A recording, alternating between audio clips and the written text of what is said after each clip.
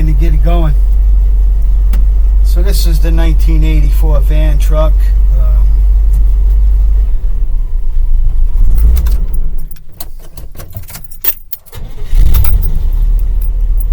Boy, that choke came off fast. Let's see if I swivel buckets. I don't know what I'm swiveling to, but this truck has, according to the odometer, 46,223 miles. It has obviously sat most of its life in a garage, or not a garage, but a carport, and when it was a camper. And then with me, it's just been sitting around my yard. But I'm going to bring it in the garage and I'm going to do some work. I'm going to see if I can fix that no start problem. I think what it's going to have to be is the check valve in the fuel filter. I'm going to bet that there's no check valve in the fuel filter, so I'm going to take the covers off, get the fuel line out, pull the fuel filter out and see what I got. That's kind of my plan there. I want to get started back on this. I think the 36 is done as far as I'm concerned for now. The 48, I don't want to do can't think of anything major I need to do to it. There's a few cosmetic things I still want to do. Still looking for objects to put on the back, the head rack. I went over to the flea market, but talked to my friend. He said probably most of the jumper cables, the old jumper cables, were sold for the copper when the prices were up. So finding an old set, from back in the day is going to be hard. Okay.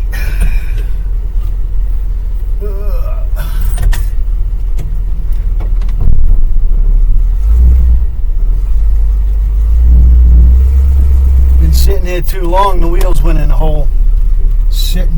Sinking in the ground. That's not good. I gotta do something with this. And my plan, I think, is to paint it. I had thought about turning it into a ramp truck. I had thought about all kinds of things.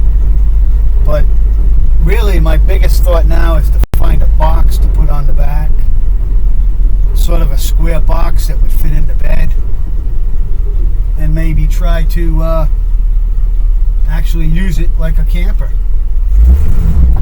Oh, I went my mirror up. I thought I had it flipped in enough. Okay. Coming in. And we're off. So the weather's cooled down in Rhode Island. We got 30s now. It's not too bad.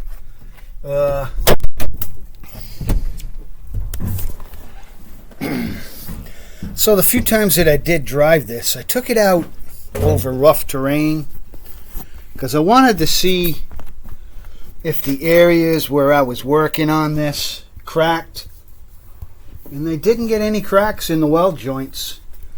And I've gone over some twisty turny, including right down there on the bottom of my property where I drive over that and back up and get that body to flex, and I got all this steel still sitting here.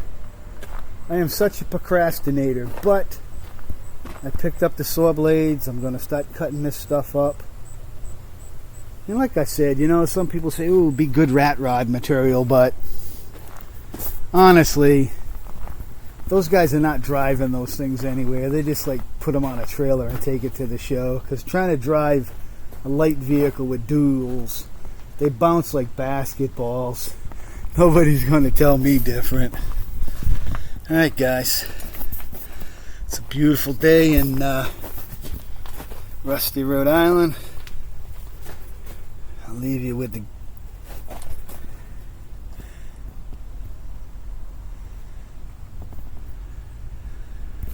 out from Rusty, Rhode Island.